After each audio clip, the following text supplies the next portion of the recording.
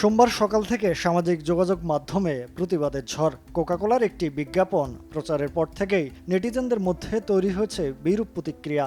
Like, share, comment ও পোস্টের মাধ্যমে বিজ্ঞাপন চিত্রে অভিনয় করা অভিনেতা ও নির্মাতা শরাফ আহমেদ জীবন ও শিমুল শর্মাকে বয়কটের ঘোষণা দেওয়া হয়।